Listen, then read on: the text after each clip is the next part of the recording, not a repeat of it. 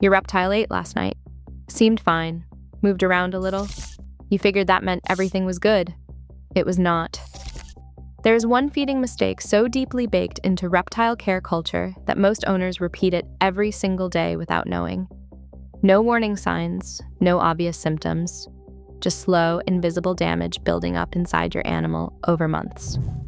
I am a reptile vet, and today I'm going to show you exactly what that mistake is, so you can stop making it. The problem. Every week I see reptiles in my clinic that are sick for the exact same reason. Not because their owners do not care, not because they bought the wrong animal, but because they were taught something that sounds completely logical and is completely wrong. We are talking about how you feed your reptile, not what you feed them. How and when you feed them matter.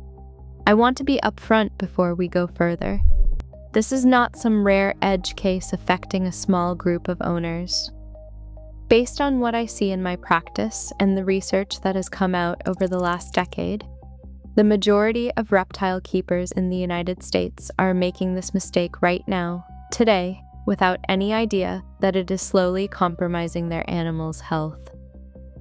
So let me show you what is actually happening inside your reptile's body every single time you feed it.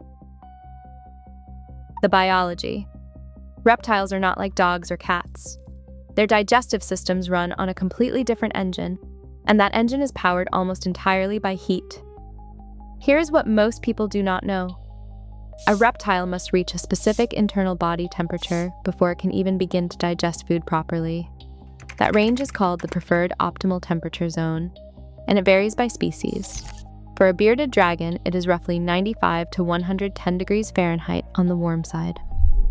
For a ball python, it sits lower, around 88 to 92 degrees Fahrenheit. When you feed your reptile before it has properly warmed up, before it has moved to its basking spot and raised its core body temperature, the food sits in its gut. Just sits there. And that is where things go wrong. Undigested food in a cool gut does not simply pass through slowly. It ferments. That fermentation creates bacterial overgrowth. Over time, this leads to a condition called dysbiosis, an imbalance in gut bacteria that causes chronic illness, immune suppression, and in serious cases, full systemic infection. This is not a dramatic, sudden event. It is a slow leak in your animal's health that most owners never connect to feeding habits. The mistake. So what is the specific mistake? Feeding at the wrong time of day? Here is the scene that plays out in households across the country every single evening. You get home from work, it is 6 or 7 o'clock. The basking lights have been on a timer, but they shut off 2 or 3 hours ago because that is what the care sheet said for a normal light cycle. The enclosure has cooled down. Your reptile has moved off its basking spot, and then you feed it. You do it because you are finally home, because the animal looks alert, because it is convenient, and because nobody ever told you that the timing of a meal matters just as much as the meal itself. I have watched this single habit quietly destroy the long-term health of animals that were otherwise perfectly kept. Beautiful enclosures, proper humidity, high-quality feeders, owners who genuinely cared. And still, chronically sick animals because every meal landed in a body that was not ready to receive it. What the science says. This is not just clinical observation. Research published in the Journal of Herpetological Medicine and Surgery has confirmed repeatedly that the thermal environment at the time of feeding directly controls digestive enzyme activity in reptiles. One study tracked bearded dragons over a 6-month period and found that animals fed consistently during their thermal peak showed significantly better nutrient absorption and far lower rates of gastrointestinal complications than animals fed during cooler evening hours. The conclusion is not complicated. Timing is not a minor footnote in reptile nutrition. It is one of the most critical variables you control as an owner. The fix. Here is exactly what needs to change. Feed your reptile during its thermal peak. For most diurnal species, Animals active during the day, like bearded dragons, blue-tongued skinks, uromastyx, and most chameleons. That window is typically between 10 in the morning and 2 in the afternoon.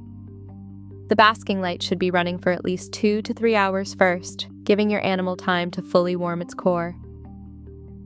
For nocturnal species like leopard geckos or crested geckos, feed in the early evening, right as their active period begins, while the warm side of the enclosure still holds heat from the day.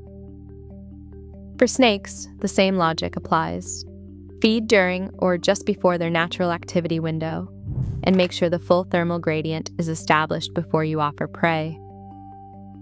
After the meal, keep the basking light running for at least 2 more hours. Do not let the enclosure drop in temperature immediately after feeding. Your reptile needs that sustained warmth to move food through its system efficiently. One practical tip I give every client is this: if your schedule makes daytime feeding genuinely impossible, consider adding a secondary heat lamp on a separate timer that runs a bit longer on feeding days.